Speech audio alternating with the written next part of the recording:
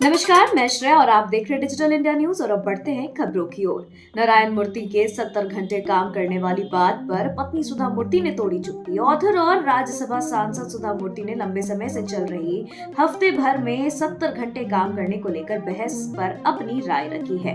NDTV से बात करते हुए सुधा मूर्ति ने बताया कि अपने करियर की शुरुआत में उनके पति प्रति सप्ताह 70 घंटे से ज्यादा काम करते थे।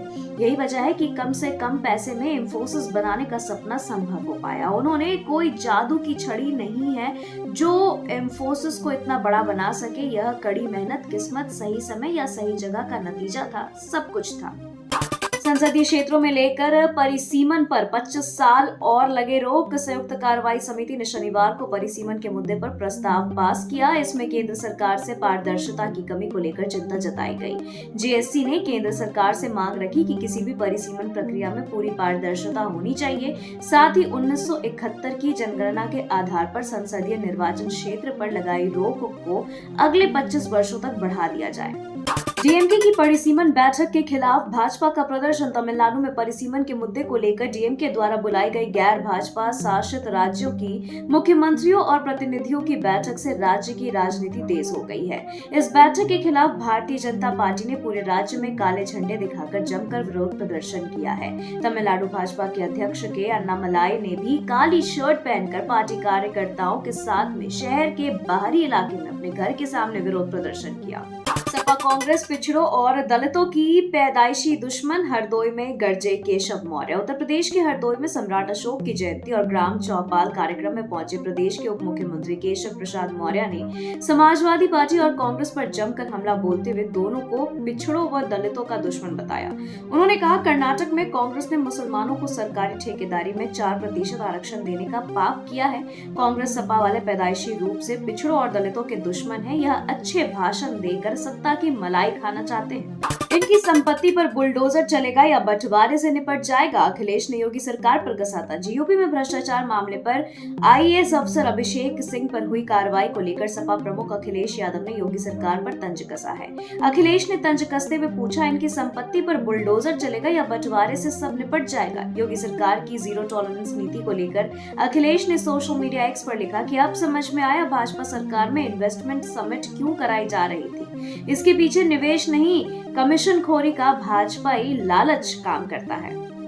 एफआईआर के बाद भी नहीं माने नरसिंहानंद गिरी, फिर उगला जहर। वीडियो में गिरी ने यूपी के सीएम योगी आदित्यनाथ को संबोधित करते हुए कहा कि परिवर्तन होना ही है, आज नहीं तो कल होगा। वीडियो में गिरी ने खिलाफ एफआईआर दर्ज होने का स्वागत किया और वीर सावरकर, नाथूराम गोडसे और मुख्यमंत्री योगी आदित्यनाथ के दादा गुरु दिग्विजय नाथ को अपना आदर्श बनाया। वीडियो में नरसिंहानंद गिरी ने कहा कि दुनिया में कोई भी किसी भी मजबूरी से गांधी को अपना बाप मान ले, मैं गांधी को अपना बाप नहीं मानता। अगर बांग्लादेश रेडीमेड परिधान निर्यात में आगे निकल सकता है तो भारत क्यों नहीं? आदित्यनाथ ने कहा कि अगर 16 करोड़ की आबादी वाला बांग्लादेश रेडीमेड परिधान निर्यात में आगे निकल सकता है तो 140 करोड़ आबादी वाला भारत ऐसी ही सफलता क्यों नहीं हासिल कर सकता। उन्होंने रेडीमेड परिधान क्षेत्र में संभावनाओं का जिक्र करते हुए भारत के लिए वैश्विक स्तर पर मान्यता प्राप्त कपड़ा ब्रांड बनाने पर जोर दिया। धीरेन्द्र शास्त्री मेरठ में करेंगे हनुमंत कथा। 25 मार्च को मेरठ की जागृति विहार में होने वाली आचार्य धीरेन्द्र शास्त्री की हनुमंत कथा को लेकर आयोजन समिति के साथ ही शहर की जनता भी उत्साहित है। सभी तैयारियों को पूरा किया जा रहा है। वहीं कथावाचक आचार्य धीरेन्द्र शास्त्री ने वीडियो जारी कर मेरठ और आसपास के लोगों से क्रांति धरा पर आकर भगवान हनुमान की गाथा सुनने का अनुरोध किया है। कहा, करो भव्य दिव्य तैयारी करो, मेरठ आएंगे मुगदरधारी, यह सबसे बड़ी खुशखबरी है। आरोपों से घिरे बीजेपी जिलाध्यक्ष मुखलाल ने खोला मोर्चा। पद दिलाने के बदले 50 लाख रुपए लेने के मामले में दोषी पाए गए फतेहपुर के भाजपा जिलाध्यक्ष मुखलाल पाल ने शुक्रवार को पलटवार करते हुए जांच कमेटी पर ही सवाल उठाए। खुद को साजिशन फंसाए जाने का आरोप लगाते हुए बेदाग बताया। उन्होंने शीर्ष नेतृत्व से प्रकरण की निष्पक्ष जांच कराने और साजिश रच रहे लोगों पर कार्रवाई किए जाने की मांग भी की। उन्होंने कहा कि मेरी लोकप्रियता को देखते हुए संगठित कूटरचना कर फंसाया गया है। सीएम रेखा गुप्ता ने बताया कब से शुरू होगा दिल्ली विधानसभा का बजट सत्र। दिल्ली की मुख्यमंत्री रेखा गुप्ता ने शनिवार को एक प्रेस कॉन्फ्रेंस करते हुए दिल्ली विधानसभा के बजट सत्र की जानकारी दी। सीएम ने बताया कि बजट सत्र 24 मार्च से शुरू होगा जो 28 मार्च तक चलेगा। साथ ही उन्होंने कहा कि हो सकता है कि सत्र उससे आगे तक भी चले। दिल्ली में जल बोर्ड व पीडब्ल्यूडी के लिए नए हेल्पलाइन नंबर जारी। दिल्ली सरकार के लोक निर्माण विभाग और जल मंत्री प्रवेश वर्मा ने शनिवार को अपने अधीन आने वाले इन दोनों विभागों के लिए नए हेल्पलाइन नंबर जारी किए। वर्मा ने इस बारे में सोशल मीडिया प्लेटफॉर्म एक्स पर जानकारी देते हुए एक पोस्ट शेयर की। उन्होंने बताया कि अब दिल्ली वासी जल बोर्ड की शिकायत करने के लिए 1916 और पीडब्ल्यूडी की शिकायत के लिए 1908 नंबर डायल करके अपनी शिकायत दर्ज करा सकते हैं। अवैध बांग्लादेशियों पर पुलिस का एक्शन। अवैध बांग्लादेशियों के खिलाफ दिल्ली पुलिस ने बड़ी कार्रवाई की है। शनिवार को दिल्ली की लोधी कॉलोनी एटीएस और साउथ दिल्ली में पुलिस की छापेमारी में 18 बांग्लादेशियों को दबोचा गया है। इन 18 बांग्लादेशियों में 8 को गिरफ्तार किया गया और 6 को बांग्लादेश के लिए रिपोर्ट कर दिया गया है। दिल्ली में राष्ट्रीय ध्वज और महानायकों की प्रतिमाओं की होगी सुरक्षा। राजधानी दिल्ली में राष्ट्रीय ध्वज और देश के महानायकों की प्रतिमाओं का तरीके से रखरखाव किया जाएगा। मुख्यमंत्री रेखा गुप्ता ने इसके लिए दिल्ली सरकार के संबंधित विभागों, अधिकारियों और संगठनों को निर्देश दिया है। मुख्यमंत्री ने राजधानी के विभिन्न स्थानों पर स्थापित राष्ट्रीय ध्वज की गरिमापूर्ण देखभाल और उसके आसपास की वस्तुओं के समुचित रखरखाव सुनिश्चित करने के भी निर्देश दिए। इस संबंध में एक विशेष अभियान चलाने एवं 30 दिन के अंदर इसकी रिपोर्ट पेश करने को कहा गया है।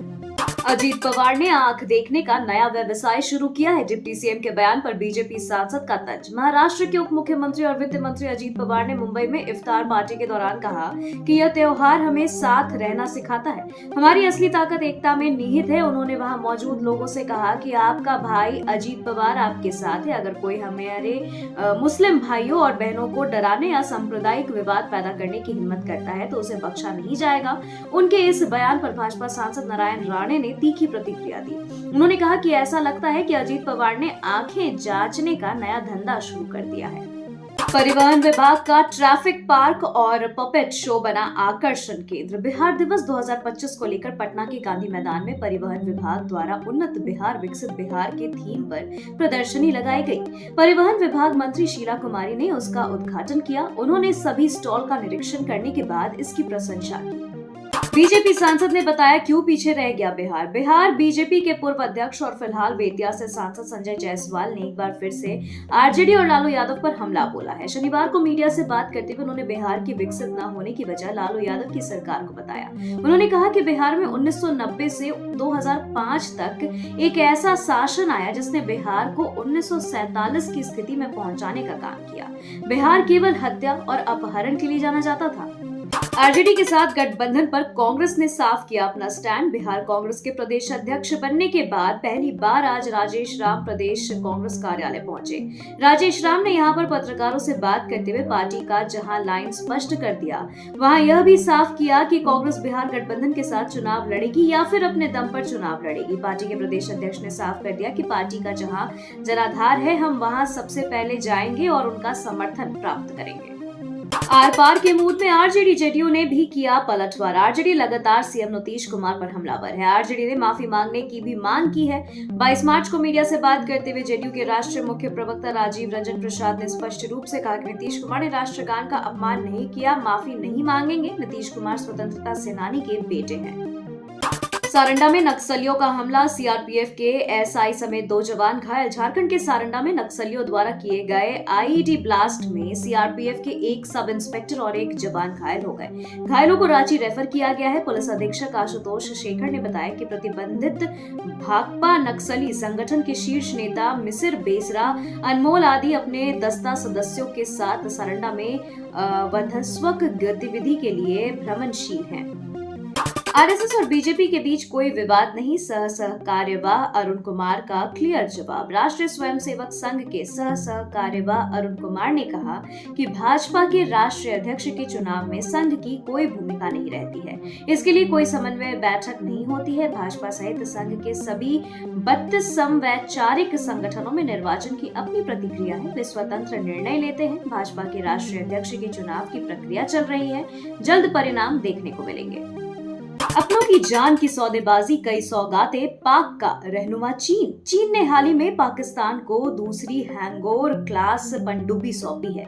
यह डील 8 पनडुब्बियों की उस $5 अरब की परियोजना का हिस्सा है जिससे पाकिस्तान की नौसेना की ताकत को बढ़ावा मिलेगा।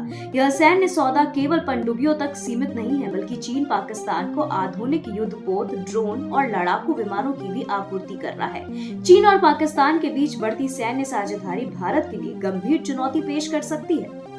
ट्रंप पर हमले के बाद पुतिन ने की थी उनके लिए प्रार्थना। अमेरिका के राष्ट्रपति डोनाल्ड ट्रंप और रूसी राष्ट्रपति व्लादिमीर पुतिन के बीच मित्रवत संबंधों की चर्चा दुनिया भर में है। हाल ही में ट्रंप के दूत के रूप में रूस पहुंचे स्टीव विटकॉफ ने खुलासा किया है कि पिछली साल ट्रंप पर हुए जानलेवा हमले के बाद रूसी राष्ट्रपति पुतिन ने डोनाल्ड ट्रंप की सेहत और सलामती के लिए प्रार्थना की थी। ट्रंप ने 5,30,000 प्रवासियों की कानूनी सुरक्षा रद्द की। अमेरिकी राष्ट्रपति डोनाल्ड ट्रंप ने एक बड़ा विवादास्पद कदम उठाते हुए 5,30,000 अप्रवासियों की अस्थायी कानूनी स्थिति को रद्द कर दिया है। इस फैसले से क्यूबा, हैती, निकारागुआ और वेनेजुएला जैसे देशों में आए लोगों पर सीधा असर पड़ेगा, जिन्हें बाइडेन सरकार के दौरान मानवीय आधार पर अस्थायी संरक्षण और वर्क परमिट दिए गए थे। डोनाल्ड ट्रंप की धमकी से ग्रीनलैंड को हुआ फायदा। दुनिया के सबसे बड़े द्वीप ग्रीनलैंड ने इस वर्ष तब लोगों का ध्यान अपनी तरफ खींचा था जब अमेरिका के राष्ट्रपति डोनाल्ड ट्रंप ने इसे संयुक्त राज्य में मिलाने की मंशा जाहिर की थी। तब डेनमार्क से लेकर तमाम यूरोपीय देशों ने इसका विरोध किया था, लेकिन अब ट्रंप की धमकी या कहे फिर मंशा जो भी हो, लेकिन यह ग्रीनलैंड के लिए फायदेमंद साबित होती दिख रही है। पिछले 3 महीनों में ग्रीनलैंड आने वाले पर्यटकों में संख्या में काफी इजाफा देखा गया है। सुनीता विलियम्स को मिलेगा ओवरटाइम का खर्चा। अमेरिकी राष्ट्रपति डोनाल्ड ट्रंप ने शुक्रवार को घोषणा की कि वह नासा के अंतरिक्ष यात्री सुनीता विलियम्स और बूच विल्मोर को उनके द्वारा अंतरिक्ष में अधिक समय तक रहने के लिए ओवरटाइम का भुगतान अपने निजी खजाने से करेंगे। ट्रंप ने कहा, अगर मुझे जरूरत पड़ी तो मैं इसे अपनी ही पैसे से भुगतान करूंगा। मैं एलॉन मस्क का धन्यवाद करना चाहता हूँ, क्योंकि सोचिए अगर वह नहीं होते तो क्या होता। खबरों के सिलसिलों में फिलहाल इतना ही। बने रहे डिजिटल इंडिया न्यूज के साथ। नमस्कार।